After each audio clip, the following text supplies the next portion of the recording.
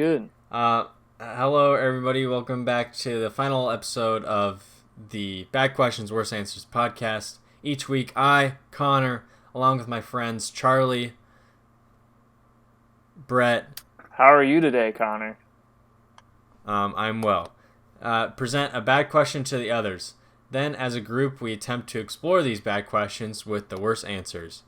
Charlie, let's kick it off. Connor, great to be here today. Can't wait to get into it. I think we've got a good show. Me too. Yeah, Me too. yeah. My question is stems from a constant sort of debate and ongoing joke with some friends of mine from school.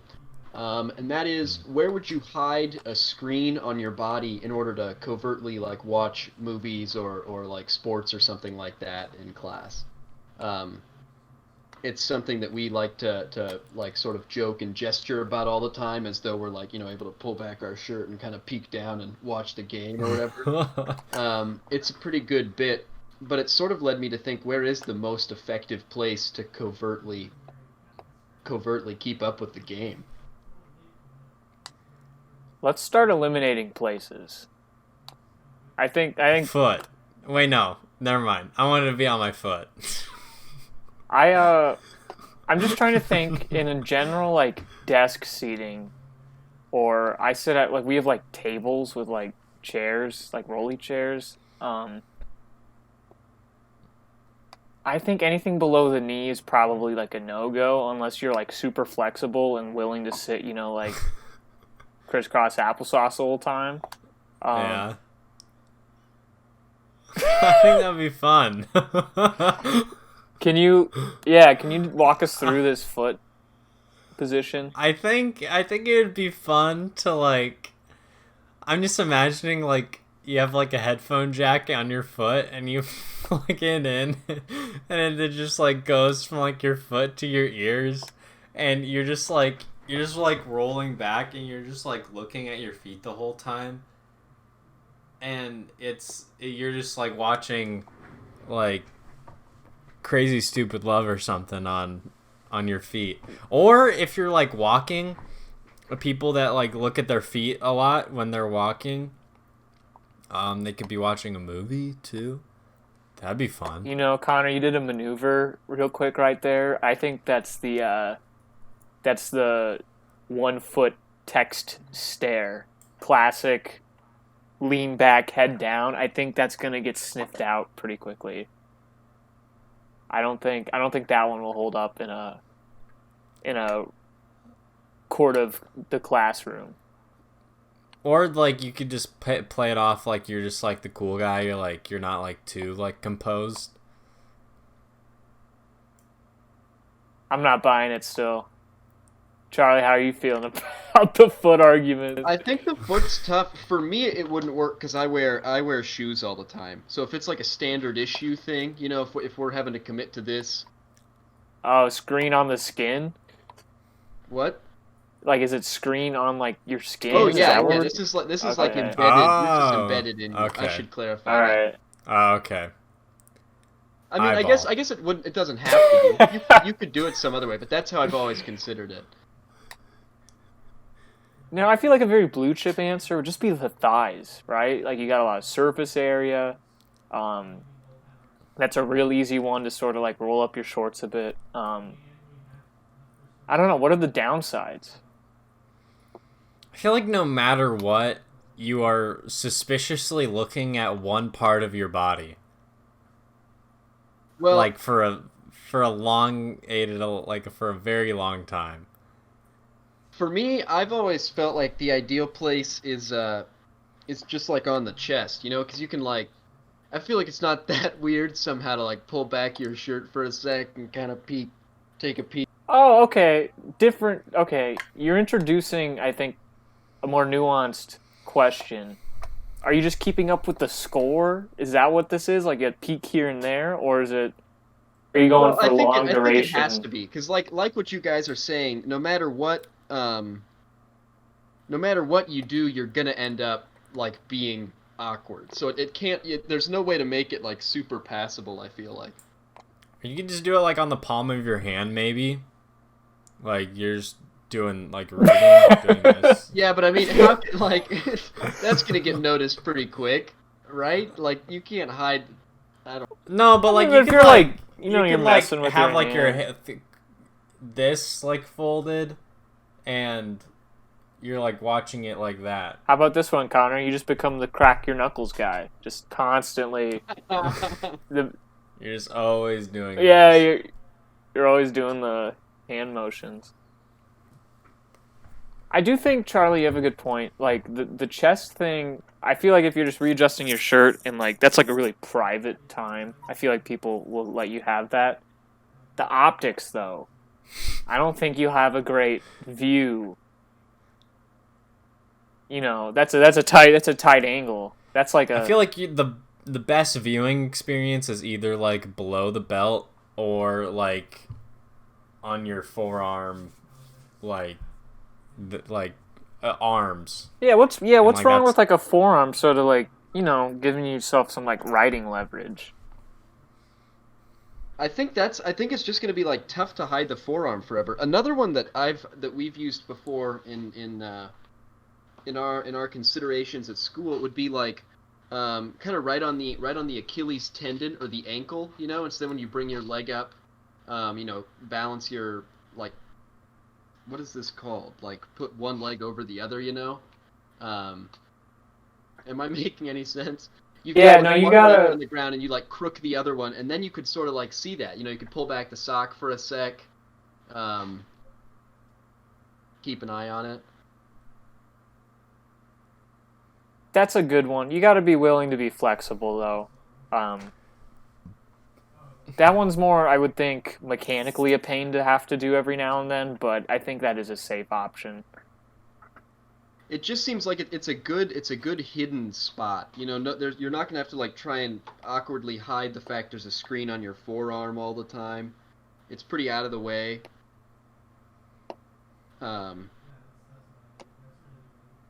I think that and the chest are sort of the two answers that I've always come back to. All right. Peel down the sock or the in the shirt method. I think another interesting thing to think about would be, is there a place that wouldn't be awkward if you had this screen at all times? So it's not just for like a hidden classroom thing, but just a life sort of hack. Where I'm going with the palm. the palm. On your palm. I would say, how about this one? You can't get rid of it though. I think I'd go wrist. I mean, people already kind of put screens there anyway. Oh, that's true. I'd go forearm. Yeah, you're like The top of the forearm is good. a band. Yeah, I could get behind that. I do. Yeah, I do think. Yeah, wrist, forearm. That's like a kind of a fashionable like location. It's also probably the only like functional one. Yeah, because like I feel like on your forearm is like the least out of the way place to put anything. Like if you're just looking for something, like your forearm is like it's like the most out of the way. You just move your arm. It's Or even like realistic. say if you're just like life hack, like laying in your bed, like just have like your forearm out and like you're just like watching something. Would you want this to happen? Like, let's say you had the option to make your like forearm like the new iPhone. Would you do it? Yeah. Really? You couldn't get away from it. This is like a permanent iPhone arm. I think it'd be sweet. I'm all in. I think I would get bored with it. Yeah, you lose like the Christmas Like- morning magic. Like of it. maybe it would be cool for maybe like a week or so, but then I would just be like, whatever. Like this is fucking annoying.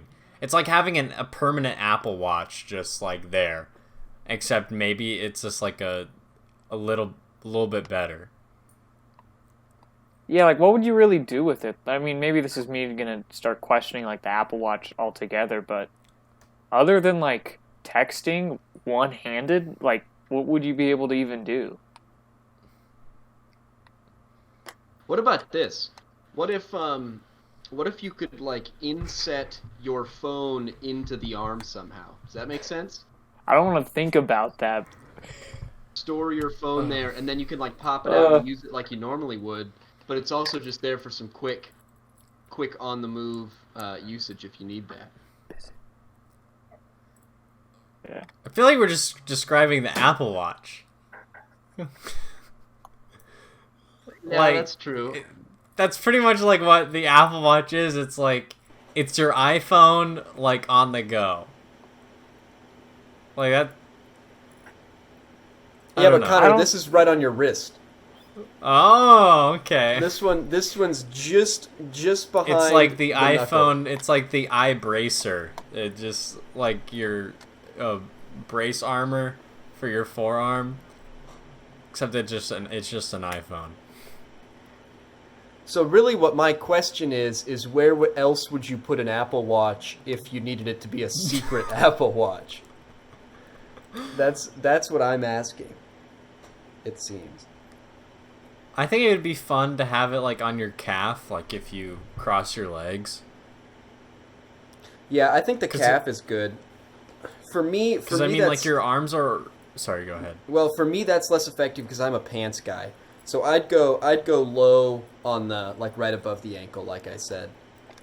That's good. That's good for me. Pull back the sock, ideal. Yeah, I'd like it in a spot where it wasn't accessible, so you could still use like the health benefits, let's say, or like the emergency use of like an Apple Watch. But like, who needs a constant screen on their wrist? What's the value at? None. Keeping No, up with the yeah. game. It's all about keeping up with the game for me. You keeping up with numbers on the game? Yeah. No, this is what it all originates from. Is we're like stuck in a like stupid lecture or something like that and can't keep up with the game, and we need like to be able to do that somehow. The phone's I too hear you. obvious. You're looking for the highlights. You have a chip in your head that communicates with the Apple Watch on your Yeah, body, so yeah. it's like, give me the latest highlights on the Predators. I forget what state that hockey team is, Nashville. but Tennessee. Yep. Nashville. Okay, yeah. I don't know. I feel like it's a fleeting need though. I don't know. Oh, this is a What- luxury. Yeah. Yeah. I feel like we've gotten to the, I don't know, at least for me, I always thought the Apple Watch was like pretty dumb and useless. And now having this conversation about it, I want an Apple Watch even less. I'm with you. Like, it's just, I don't know, I would, the convenience for it is so, like, it's just, like, very instant gratification, like, need. Like, if you need an Apple Watch. Like, it's very just, like, quick. It's just, like, a quick buzz of something. I don't know. I don't think screens are like fashionable either. At least at the current sort of trend. They gotta get it together. Like, it's gotta look cool, which I just don't think Apple Watches meet the Yeah, I don't mark. think they look cool either. But What if we get to the point where, like, Rolexes have, like, a screen. Apple Watch yeah. I'd be out by then. I couldn't do that.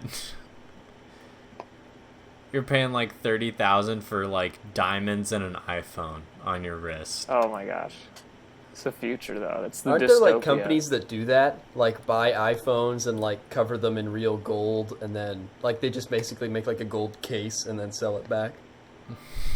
Then you're like fetishizing like electronics like to the worst degree. I feel like Yeah. I don't know. I don't want to get too Kaczynskian with we have to get away from technology, but I think there'll be a push back to wearable technology at some point. I'm all in. I think I agree it's not good now, but I'm like all for for pushing that frontier further and further. Really? So Yeah, do you think you'll get... Oh, go ahead, Brett. I was gonna say Charlie bought the Google glasses if they came out. Oh, I'm in. I'd try What? it. Look, it's not going to be good now, but it's not going to be good later unless idiots like me buy it and do it now. All right, I like this martyrdom sort of. You're gonna take one for the team.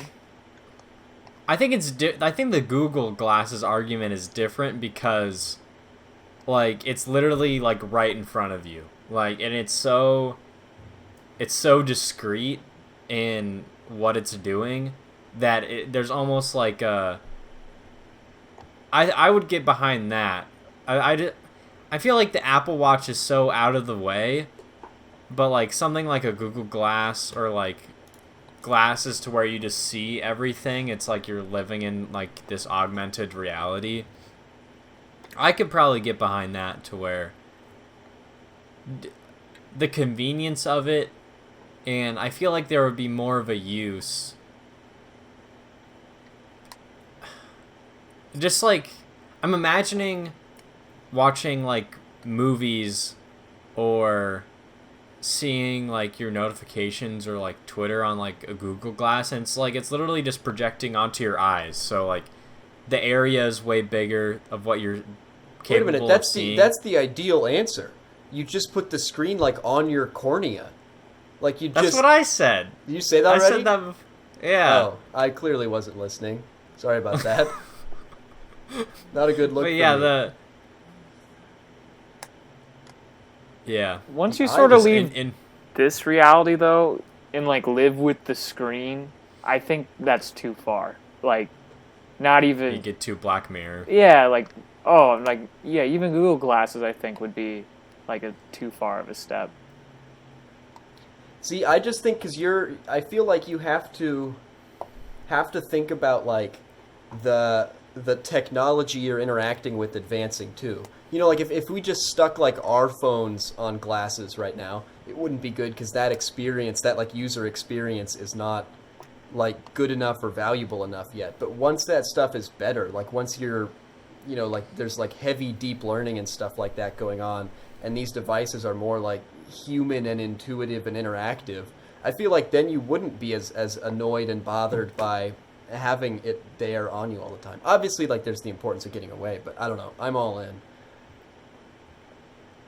Yeah, I guess I get to the point where like, what's the added benefit? Like the marginal return at this point to like electronics and stuff like that, I don't think is like a ton. I feel like we already got most of the like our Maslow's hierarchy of needs. Like we've got like all the way to like the pinnacle of like what we need to like work for us. So I don't know. What do you get out of it? That's like. I feel like you're sounding like concern. that dude that like in like 1938 or something was like, we've invented everything there is to invent, and it's like maybe the most incorrect person like in the history of planet Earth. I feel like you have to like expect advancement even if like we can't see it yet. But I don't need the advancement. Maybe we are at that threshold, but we won't have it. I'm just saying. I don't know. Like, how do our lives improve with Google Glasses? I'm sure there'll be some way that they'll convince us to where our life will be. I mean, they're talking about like chips in our brain to where we can just like Neuralink, just like communicate. We don't even have to open our mouths, where we just. Why would you ever want that? I know, but like that's like what they want things to head towards. Like Elon Musk is like, oh, we're just gonna put like a thing in our brain and like we're gonna be listening music. Like we don't even need speakers or anything. It's just gonna be playing through our brain, and we can just communicate through those like brain waves and shit. Like that's what people want to head towards. Show me those people. Show me those people that want You're that. looking at one, Brett. You're looking at one. I'm that guy. Oh, man. Yeah, Charlie, I need more words to describe love, but also I won't have to say any of them. Yeah, because they'll be able to like physically feel what I'm feeling. Oh, I can isn't just that what I send them said? my brain. Is it? Yeah, okay, let's just get rid of all communication. You just become one with this. You're not in a. At that point, it's like you're in a relationship with like this computer that can like. It's her, right? That's cool. It's just It's a her floating doing conscious. I'll be Joaquin Phoenix. All right. Okay. I just feel like imagine the like potential, like the potential of the human capital if you eliminate like every barrier. Like I don't know, at that point you're like removing everything that we do in a day right now. So think of the cool shit we could be doing in a day. Right? Like instead of sending an email, you just like think it. You just like stream of thought, just type it out in your head and just send it. You just send them your emotion. Yeah, we could bang this podcast out in like 5 minutes. I don't know. Pete Holmes has that great joke about like how quick the internet now is, and like how no one doesn't know anything because like it's just so easy to look something up. Like if you were to have the computer in your head, it's like you would know everything. You would not know, like, there's no mystery. There's no mystery. Like, do you want to know everything? I feel like there's like it's nice to not know.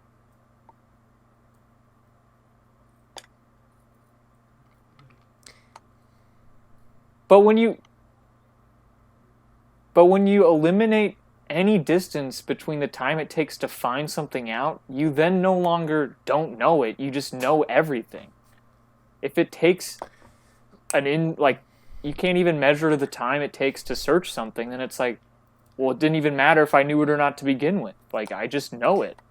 Does that make sense? I feel like at that point, you wouldn't even, like, need to be interacting with anybody because you, like Brett said, you already know everything. So, like, why? Because the main reason for talking to people, well, at least, like, I mean, if you boil it down, when you're talking to someone, you're trying to get, like, information out of them, or, like, no matter what context it is, you're always, like, exchanging information between, like, two people. So, like, I mean, if you already know everything, then, like, what's the point of discussing? Nah. Really? No. Think of like a 1400s like peasant. They knew actually like literally basically nothing. Think of, like, we literally know everything compared to them. And yet we still know so little because there's like so much new information, and we can think about so many cool different things that they didn't even like have the ability to think about then because the ideas didn't exist yet. Like that's sort of my whole thing with the language bit.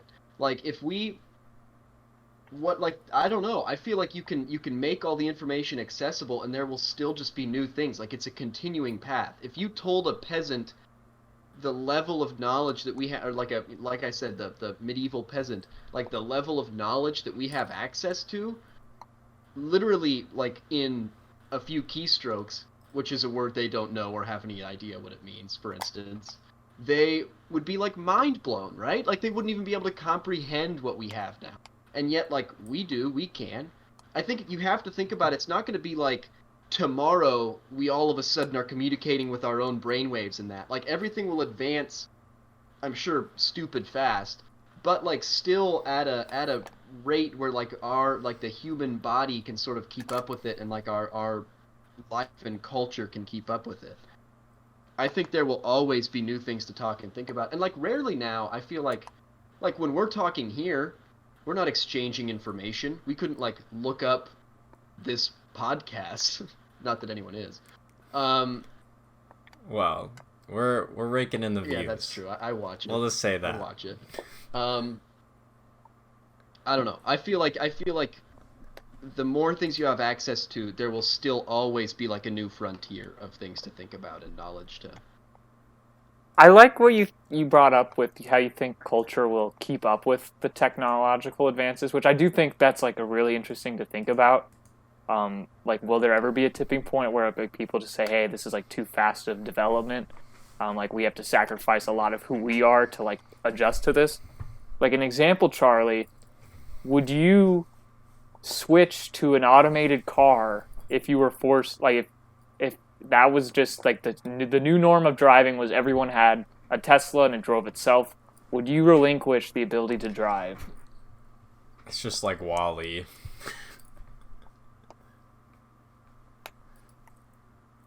Like I'm saying, see, that's like I don't know. Like, I have too many of those decisions that you end up having to make where you go, hold on, like let's just like calm down for a bit. Do we really need any of this? Not any of it, but all of this. I feel like at a certain point, like, we cap ourselves. Like, with cars, for example, like, there are too many people out there who want to experience, like, actual driving.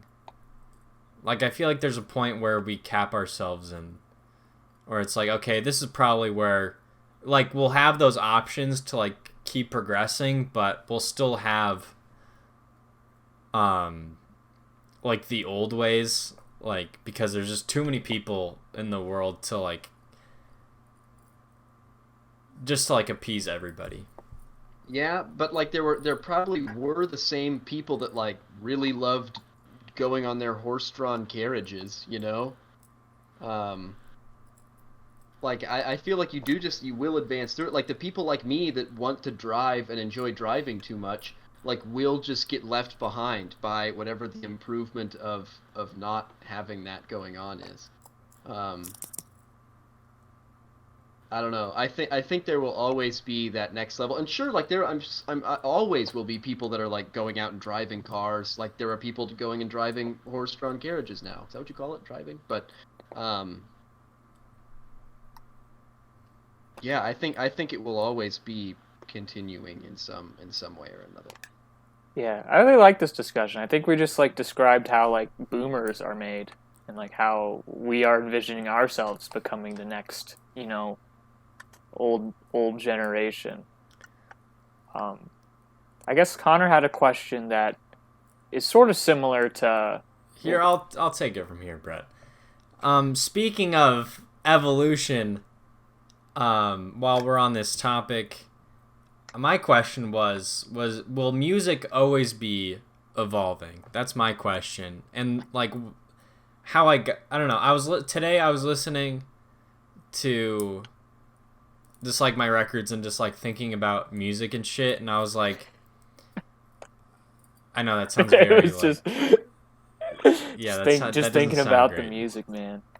No, it's Well, funny. okay, I like it. no, Yeah, I mean, this like you were inspired. like yeah, music. I'm sure no matter what, like music will like nothing will ever like sound the same. Like there'll always be like different, like each individual person who's talented in making music won't make the same thing as the next person. But like I just think like will we ever run out of genres of music? Like I feel like there's always envelopes to like that are being pushed with music, and I feel like there'll be a point to where to like today what we call like not music, there'll probably be a point to where it's like, oh, like here's like these sounds that are formed into like whatever that like here's this new genre of music. And I feel like we're already kind of reaching a point to where we are kind of running out of ideas in like certain genres, because like music today is like kind of like the Bollywood type where it's just like we're just combining like all these genres of music to where we just like get this one like mishmash of like a lot of like the most popular songs will contain like parts of country, pop, hip hop, electronic music, like all in the same song. And like I was with like the Bollywood example, like a lot of their movies like contain just like every single genre of movie into like one thing where it just becomes like it's there to please everybody. So I don't know. What do you guys think? I think it's a. Go ahead, Brett. Oh no, you go ahead. I was just rambling. I think it's a fascinating thing. interesting part of music to me is it like is limited in a way, right? Like there are only so many like frequencies that we can hear and like different paces that the instruments can operate at. Like there is literally like a finite number of sounds that can be made, let alone like the number of sounds that are in any way pleasing and that kind of a thing. Like it really ends up being a pretty tight range. And I think the thing that's fascinating to me about the question is you look at music from a couple hundred years ago or even 50 years ago, and you were limited in terms of the music you made by your ability or like your access to people that could play the instruments, right? Like you were limited to a number of instruments that existed and the people that could play them. And now, if I, devote 8 hours to learning GarageBand pretty well, I can play literally any sound at all, like regardless of whether it's from an instrument like or not, or derived from an instrument or not. And that to me is pretty mind blowing. That like we've kind of blown the doors off of any sort of limiting agent that was involved in the music making process. That's what I find so fascinating about the question. Is it's like limited and it's physically limited, but also right now as unlimited as it can be. And all that said, I do feel like we'll sort of run out of sounds to make at some point. Like, I don't know. I don't know where else we would go at some point. I don't know how close we are to that, but There's that Jim Morrison interview of the Doors fame. I want to say it was like probably 50 years ago, like around like 1970, where he like describes music of the future, and he talks about how like one person will like operate a machine that will take the place of like all other instruments, and it's like so crazy like how spot on he described like modern music 50 years ago, right? I don't know. So yeah. I assume just like, and this goes back to the last discussion when he talked about, like the man in 1930s who said we've invented everything. I do think there is going to be that counter push where it's like, hold on, like the future will look different, like we will sort of evolve naturally. So I don't know. I don't know. Will it look differently but still use the same sort of like building blocks like you said, Charlie? I don't know.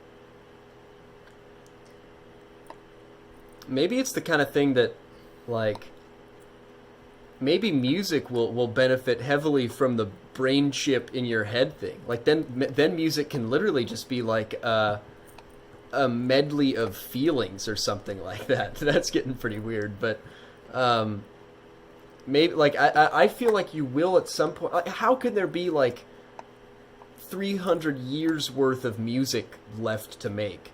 I just don't know how there could be. Maybe there is, but I don't know. I feel like it will have to transition into some sort of a different medium than it is now, and maybe it is like when you can, I don't know, have some sort of a more like physical or metaphysical interaction with it. I don't know.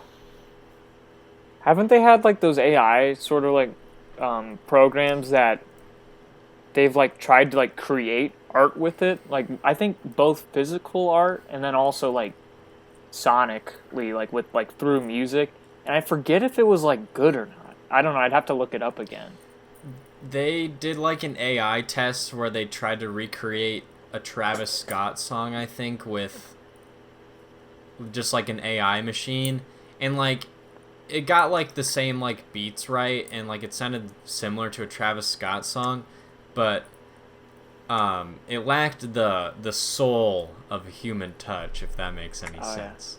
Yeah. Like, my thing is like, I feel like no matter what, like experimental, I may be totally wrong on this take, but like, I feel experimental music now or experimental music back in the day is basically like already the future of what music is to come. Like I don't know if that does that make any sense? Like, I don't know, like if you're like experimenting with sounds and stuff, and like you like strike lightning and come up with like this great idea, like wouldn't there like forming ideas together and making experimental music, and that becomes like later the mainstream because like you get to a point where it's like it's very like far ahead of its time. Yeah, I think you'll always have those trailblazers, like the Beatles, let's say, that really, paved the way for like the future of music. Um, but yeah, I don't know. Is the question like, are they just going to be rehashing like sort of old sort of styles and mixing them together, or will there be a cutting edge still, like where? Yeah, do you think there'll be a point where we've explored everything, or we've thought we've explored everything, and then there'll be a movement where it's like we need to get back to our roots and like go back to this era of, and I think there's always going to be people like that, and there's always going to be like people that get their influences from, like, hell, people are still like insanely influenced by Fleetwood Mac, Stevie Nicks, like the Beatles. Like I don't know if that will go away, but I don't know. I lost my train of thought there. Maybe you're right that like, because to me I was looking at it as at some point we will run out of like genres of music to make. At least that's how I feel, which is sort of contradictory given how we talked in the last question. But I feel like at some point there will be a cap on that. But maybe what happens then is you do go back and start exploring like symphonic harpsichord stuff in a modern context, like you could probably make some phenomenal music if you looked at that as a precedent and then tried to play that into modern like music and culture. Maybe that's just what ends up happening, is you end up like going back to the old music canon at some point and like reviewing it. I like the sort of the analogy maybe for this discussion to like chess. It's a game that has a finite amount of squares on the board, has a set amount of pieces that all move with the same rules, and you can only have so many different chess games sort of evolve out of moving the pieces and playing by the rules, right? But the amount of chess games you can produce is equal to 10 to the 80th power, so it's like it's truly in terms of like what we can comprehend an infinite game.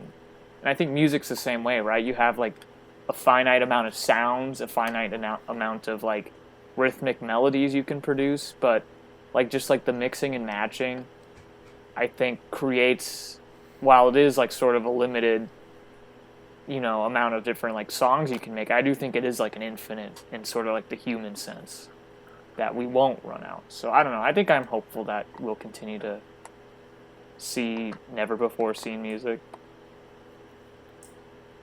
I feel like our lifetime we're solid for sure. I feel like we're good. Yeah. But it's the same thing as the last question though, and it's sort of like striking me as odd that I view this one so differently, but like somehow I feel like you'll just run out at some point unless there's like a new medium to shift into. I don't know. It seems so much more limited, but I didn't see that as that on the last question, so maybe not. I've been listening. Yeah.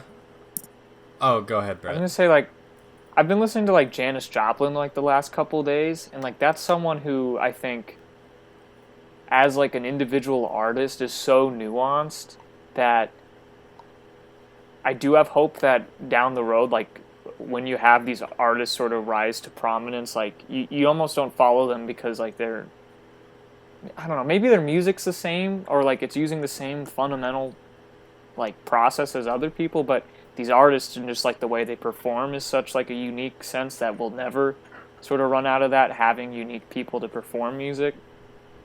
So maybe that's like a sort of evolvement, is just like the human aspect. Does that make sense? I don't know. That's a great point. Yeah, and like I was thinking as we were talking about how this thing would apply to books, because like there is at some point also like a finite number of words that can be put together and stories that can be told. There's that whole thing where there's like seven monkeys you on know, a typewriter. seven stories that can be told. Oh, never mind. Different thought. No, yeah, we were not. It ended up we were not going to the same place. You know, if we had the brain chips where we could have like got on the same page real quick, that would have helped. Man, think of how fast you could communicate if you literally like communicated at the speed of thought. That blows my mind. Well, yeah. Would you just? This podcast would be, you know, you download it and it'd just be a thought, and this whole thing could be wrapped up into a thought, right? Yeah. Yeah, like what? How? I wonder Like what that's. Okay, what would happen if you took, like, all the things we said here, and condensed them down to the time it takes us to think of the thing? Like, what could you realistically package this down into, where it's just the thought? But maybe at some point, even though we would have that ability to communicate at the speed of thought, we'd still want the human connection, right? Even if you have the chip, you'll want the human interaction. You'll want to hear us talking, not just our thoughts. Okay, They're not that good. Let's get back on track. Okay, sorry. No, I like that. Charlie was coming around to reasonability there a bit. He was seeing the. Oh, the thanks, Brett. Dumbass Charlie was coming around to see the light. I think you just evolved to understand the human necessity of interaction. Here's the deal, though. I still want the chip. I want to be able to do the speed of thought communication for something. If I'm trying to, like, set up a meeting or something, like, set up the podcast. If I'm trying to set up when we can all get together, it'd be pretty sweet to just, like, thought back and forth. You just toggle what you want. All right. I can get behind Yeah, that. but then I can like tell my chip will know that I want to like slow down and listen to the pod. But maybe some pods I just want it at the speed of, I don't know. No, yeah, that makes sense. I'll back off. I don't remember what I was saying at all. I don't remember either.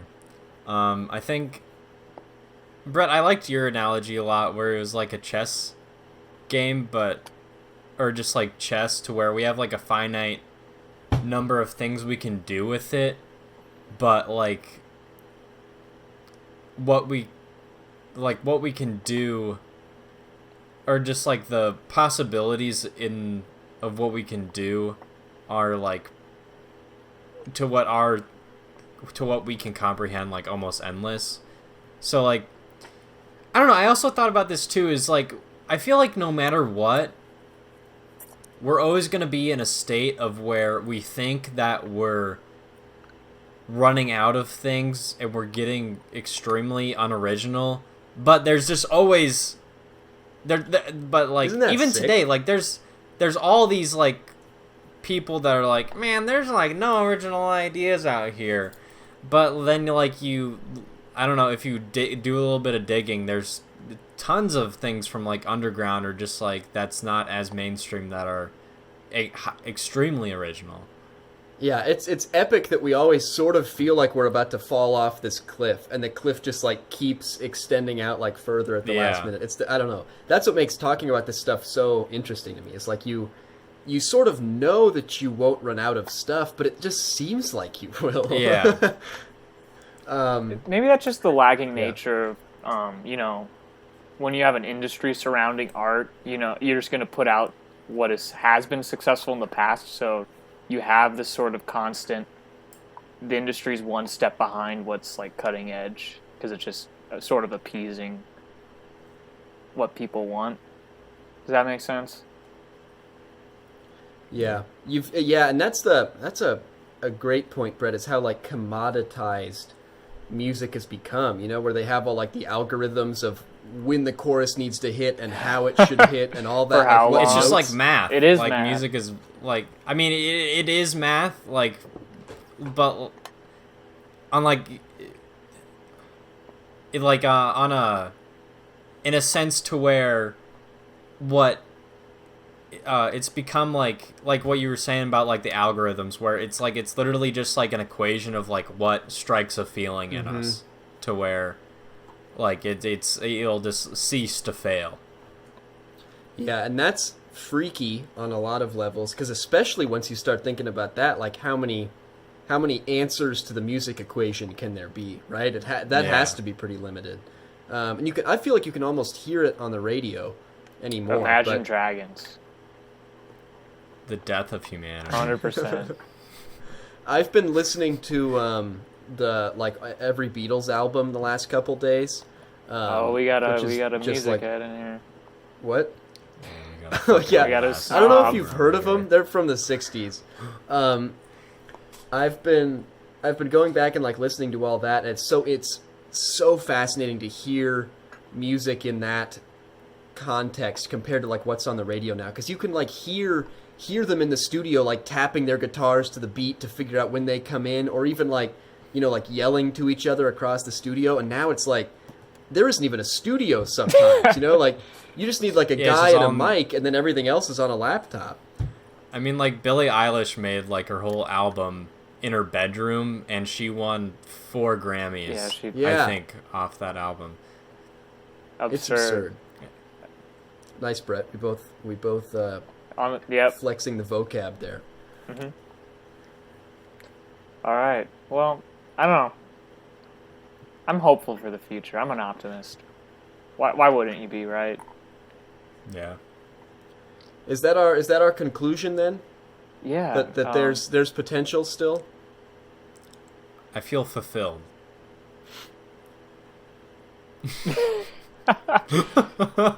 I'll take it, Cool.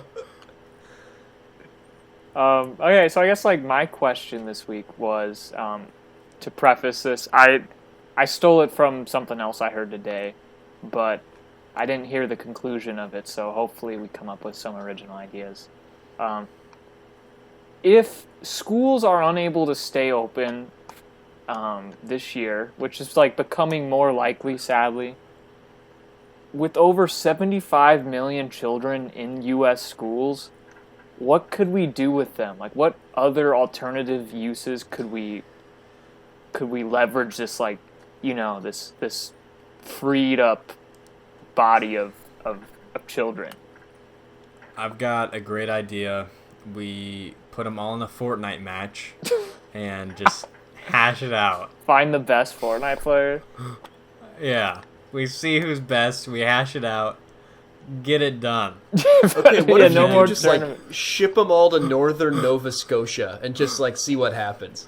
Like you drop off 75 million American children in the Adirondacks or something and just like wish them the best. I think like this is where we like invade Greenland, but it's like a very.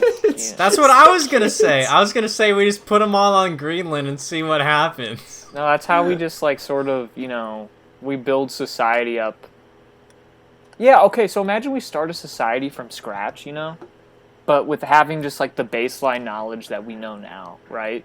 We just do like Lord of the Flies. Yeah, but it's like very intellectual almost. Okay, what would Greenland do if like we just sent like a massive fleet of like B-52s and just throw children Just like drop with parachutes Now, down into Greenland?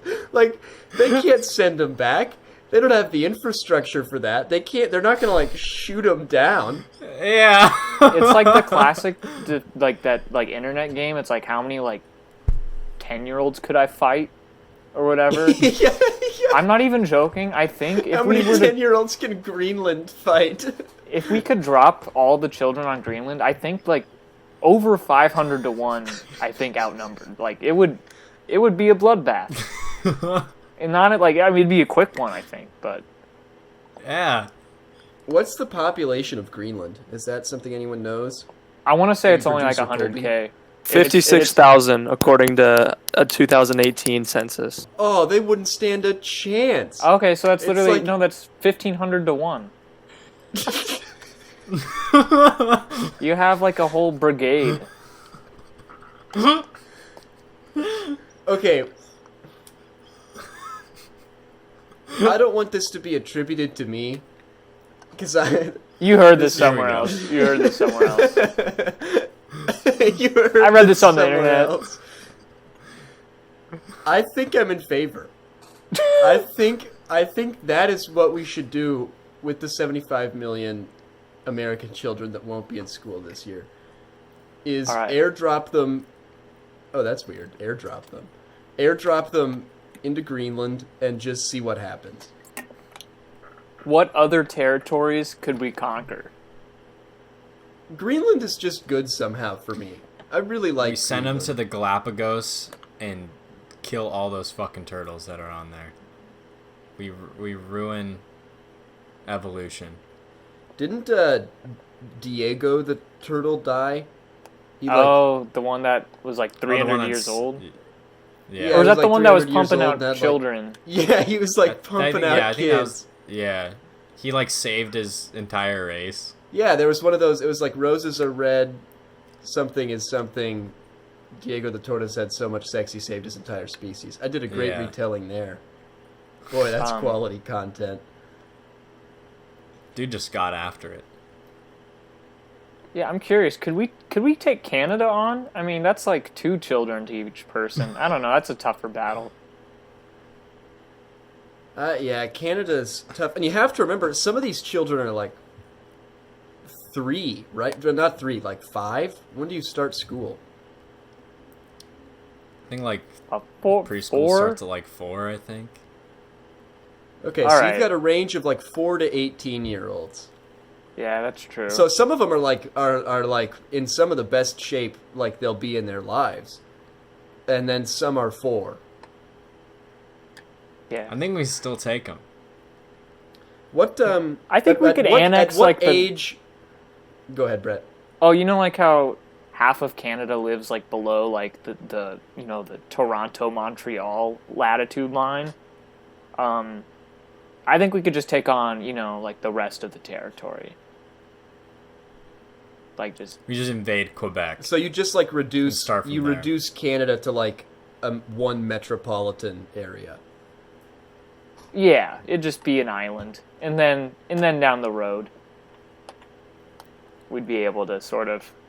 At what age do you think these kids could be adequate fighters for the country? When's like Maybe like 10, 12. If you raise them right. That's the thing, though. They're just getting plucked out of their like nice suburb, suburb. suburban lifestyles. Like these kids are, you can't just like, I don't know, hand them an AR and like pat him on the back and wish him luck. What are okay? Besides military advances, are there any other like needs that we could like put the children to use? That's when you said this question, my first thing was like the like FDR style like aid programs and stuff like that, or like some sort of massive like agricultural movement. Like I don't know, maybe there you go, airdrop them into like Africa and have them start building like farms and stuff there, like or something like that. You have what is really in many ways like a pretty solid workforce. But what's tough is like the morale is not at all there. None of them want that. So I guess we can't do that. Yeah, true. That's a tough one. You definitely have to suspend reality to answer this question. Maybe like energy. Like, could we like implement enough solar panels,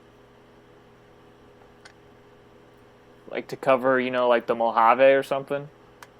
Like, finally get that out of the way. See, but that requires like a massive like industrial, like, you know, we don't have the supply. It's not like we have Mojave Desert's worth of solar panels sitting around and just like need people to bolt them onto stands or something. Yeah, that's true. Like Alright. that, you need like a skilled workforce and a lot of it. Another thing I thought of is like, what if you have them all like pursue an art form or something like that? Like give them like, I don't know, like try and send them all down as many routes as you can. But like that's tough because the whole point is they can't go and do anything right now. Otherwise they'd be at school. We make them all the best esports players. Yes, and we'd finally. we make the esport industry even bigger. We assign we divide up how many esport games there are. So we got like Call of Duty, Overwatch, League of Legends, Dota. We just rejuvenate like all of these esports areas. Fortnite, we'll just see so many people joining FaZe Clan. These gaming organizations will be flooded at their doors with applicants and just new people joining the squad. It'll be a frenzy of esports. The world's first esports nation. Yeah, we can UN even have, representative. Yeah. You know, I bet that kids that are maybe like in like early high school or middle school will be like you'll get like a really solid wave of like esports players from these few years where they've had so much time at home with nothing else Oh to yeah, do. they'll be like, oh, COVID hit and I just hit Halo. I'm fascinated to And- see what all the long-term effects of that are. Like, I bet you'll have a drought in other sports. You know, like you'll have like no football players born in whatever years these kids would have been drafted. Oh, sort of like the Malcolm Gladwell, like birth date for, hockey players, right? Yeah. You sort of have this time gap in sports athletes. Yeah, you'll have like super few. I don't know, like 2002 babies or something. Like it'll be fascinating to see like what year is the fulcrum of your athletic development. Is it like kids that are juniors in high school? Is it that early, or is it going to be like the juniors in college that are not going to be present later? I don't know. I think it'll be. Yeah, what's the tipping point year? I really think that's like an interesting thought. That's interesting. I can't emphasize how interesting I think it is. I don't know. Maybe this is like the time where you rebuild Earth in Minecraft, right? That's like been a push on the internet. Now you sort of have like a lay audience that can, has some free time. Oh yeah, just put 75 million people onto a Minecraft server. Good luck. You know what this reminds me of, Brett? Is a discussion of weed whacking and how long it would take to weed whack the entire planet. Yeah, If you took these 75 million kids, how much could they weed whack? We do one kid to a mile. A linear mile, or like a square mile. We'll do a square mile. So we'll have 75 million square miles of weed whacking done in probably a day. I don't think you understand how big a square mile is. Yeah, that's. I've been pretty optimistic on how little time it would take to weed whack the entire planet when we've discussed this in the past, but a square mile from a 4-year-old seems unlikely to me. Yeah, quick reminder, you did state that the kids in school were ages 4 through 18. Yeah. Most of these kids couldn't even pick one up. They'll have to use like little let's have the shears. 18-year-olds pick up the slack. Okay, let's just say we can get... What's like a rough number of square miles we think we could get weed whacked? Over Like the course in a of day? school year. No. Over the course of the school year. Oh, well, this is a tough scale-up question. I don't know if I have the math in me today. All right, so Maybe let's say okay, the average kid is going to be, we'll just split the difference, right? It's going to be like, an 11-year-old, let's yeah. say. If we can take the average skill of weed whacking or like capabilities of an 11-year-old, how much could they do in a day?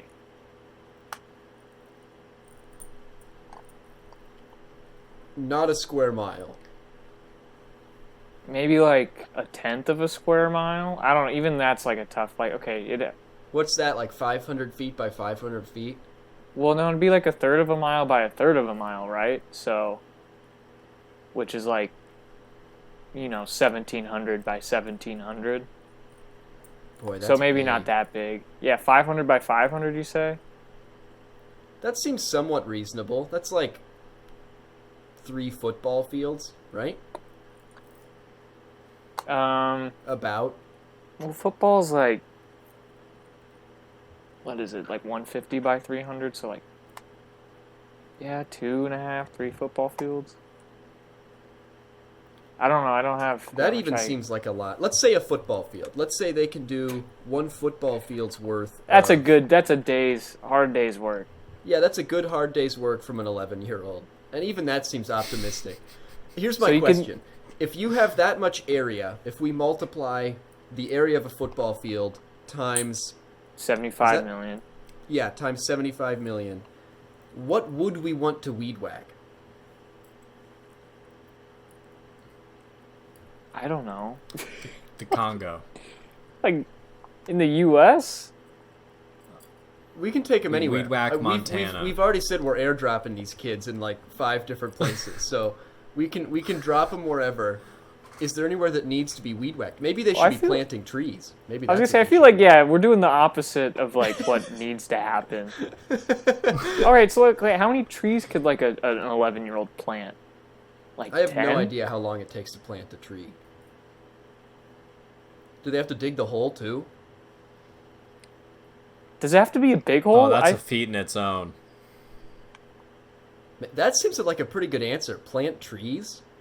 So yeah, maybe like 5 trees a day. Planting like every week you're getting a nice cool like 2 billion trees. That's epic. How do you go about like what are the nurseries for? Think of like the across the nation like urban renewal that you'd see from 2 billion new trees. You know, like in like towns and in yards and parks and stuff like that. How would that affect weather patterns? Oh man. Would it? I don't know. I mean, it's great. It's great from a construction perspective. Well, it's good because it's wind block, and that's a huge part of like structural, like lateral loads and structural design is basically just wind and seismic. And so if you had all those trees in 50 years, your like winds in urban areas and even like in non-urban areas, I guess at this point would be like very close to negligible compared to what they are now. Which is perfect. But then at the same time, you'd have 2 billion root systems that weren't there before. Yeah, would water be like we have a scarcity of water? Yeah, I mean, you wouldn't be able to water them all. I don't know. So I think the priorities at the moment is we would conquer Greenland because we could, right? That one seems to me in many ways to be like the most obvious, like you're guaranteed to get something out of it, you know? If you plant trees, you could just end up with like 1.8 billion dead trees in a year, you know? And that doesn't do anything for anybody. Yeah, but if you drop these kids into Greenland, you're guaranteed to get like something out of it, you know? So yeah, we assert dominance on the physical ground, and then we take to Fortnite, right? Esports. Yeah. We find out who the best Fortnite player is. Yeah, and then so we'd finally step up our nation's falling reputation, and then if we have time, right? The trees, I think. What if they just dig? Yeah, just like for the fun of it. Yeah, that to me seems kind of like the Greenland thing. Like, at least you're going to get a big hole. Maybe that'd help for, like, trash or whatever, you know? Like I feel like it wouldn't be that bad to have 75 million kids dig for 8 months. Where would you take the displaced, like, soil, or not soil, like, earth? The coasts. Extend them out further. Build Use them that out. to like help. Yeah, get ready for the sea level rise. All right, I'm coming around on the digging. Have them dig. That's my answer. Send them to Nevada or something like that, and just dig. We were thinking about it too hard. You gotta stick to what these kids know. Like, you ever just when you were a kid just take a shovel and just go dig like for an hour? I loved digging when I was a kid. Every day when I got home from school, I'd like rush inside, change my clothes, and go out to the backyard where I was digging this hole, and I would just keep digging it. And then when I found out census, my dad would go back every night and fill it back in, so I never made it too big. But I didn't know that. I just loved going back every day and like taking my little trowel and digging out this hole. Charlie's daydreaming about this hole, the Earth. Charlie's wet dream is just digging. It could be huge. It could Alright, be yeah. a massive hole. Yeah, we got to channel this childhood energy into something like positive, I think. Yeah. And think of like 18-year-olds, like they could get off on like using jackhammers and stuff like that. I feel like Really. it's dig. All right, yeah. You know, I'm willing to move dig up to like second priority. Maybe that's just an I'm moving. I hate to say no to just dropping a ball in Greenland, because that is just exactly like the thing that is up. Like that thought is kind of just like maybe like the tagline of my brain would be like drop 75 million kids into Greenland and see what happens. But I love the dig a hole thought. I think that might do it for me. That's mine. Sweet. All right. Yeah. It's a good end. Well, yeah. Well, Colby, do you want to get us out of here? Sure. Thanks for listening. This has been the Bad Questions, Worst Answers podcast, and it is the final episode. Do you guys have any last remarks? It's just It's always been a good tough ride. to say goodbye. Fortnite Yeah. for the win. All right, and on that note, thanks for watching. Let's clap it out.